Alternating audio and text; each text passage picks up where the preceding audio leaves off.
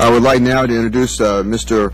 Bradford Muller, Vice President of Marketing for Charlotte Pipe and Foundry Company, a 110-year-old family-owned business located in Charlotte, North Carolina.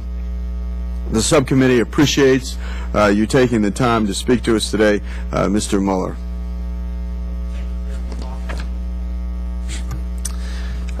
Ranking Member Altmeyer and members of the subcommittee, thank you for the opportunity to testify before you today on the question of whether EPA regulations are harming small business, in particular the metal casting industry, and the answer is unequivocally yes.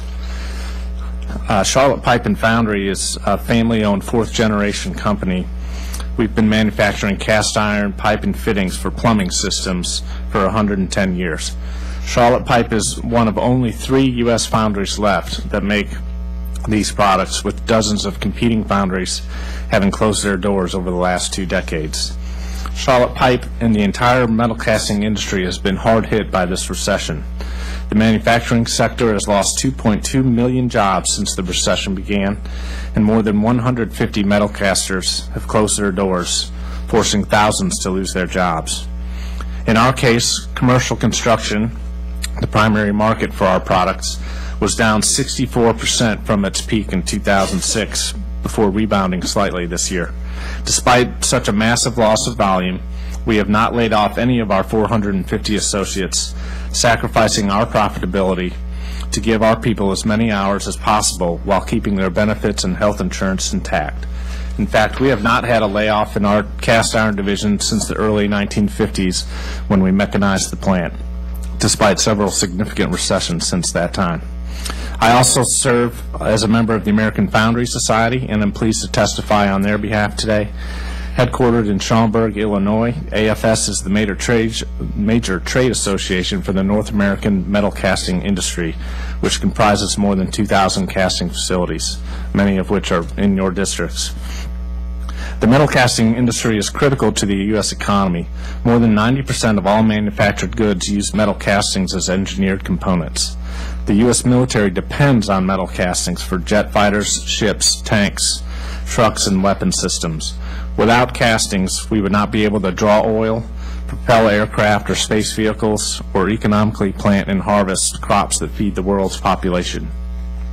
Metal casting is the 6th largest industry in America, shipping products valued at $20 billion and directly employing 200,000 people. Over 80% of U.S. metal casters employ 100 workers or less, and these are green jobs. Foundries recycle millions of tons of scrap metal as a raw material each year. Unfortunately, some of the most economically threatening regulatory proposals to our industry are coming from EPA. Appropriate regulations that improve health, safety, and the environment are a necessary part of doing business. However, when the regulatory process can advance 29 major rules and 173 others with little or no regard to the costs or their implications, the system is broken. I could regale you with countless examples, but I'll bring your attention to one situation that has directly cost North Carolina hundreds of jobs. A few years ago, Charlotte Pipe bought land in rural North Carolina with the hopes of building a new state-of-the-art foundry. Not only would the new facility allow us to operate more efficiently, it would remove a large stationary source of emissions from downtown Charlotte. After we drew up plans for the new facility, we submitted our air permit. A year and a half later, the permit sat unapproved. Our state regulators eventually told us that while the previous air dispersion models only had to account for filterable particulate, new air permits now require condensables to be included in the total particulate matter 2.5 models. The state also came back to us and said since we would be relocating our plant to a poorer area, in the name of environmental justice, we would have to look at how any additional pollution would impact the local community. They never asked us how creating hundreds of new construction jobs and ancillary small business jobs would have impacted the local community. Finally, these PM 2.5 standards are under review by EPA. Limits are currently set at 15 parts per billion. The new levels being considered are between 12 and 14 parts per billion. The naturally occurring levels on the land we bought in North Carolina is 12.8 parts per billion, higher than the low end of the range that EPA is proposing. Knowing the standards which were changed and changing in midstream.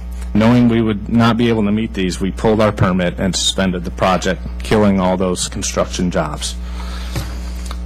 Based on our recent experience, I can only conclude that our current government looks at manufacturers not as partners that would alleviate unemployment and generate tax revenues, but as targets to regulate and intimidate to justify the ever-expanding reach of the federal bureaucracy. Thank you for the opportunity to appear today, and I welcome your questions.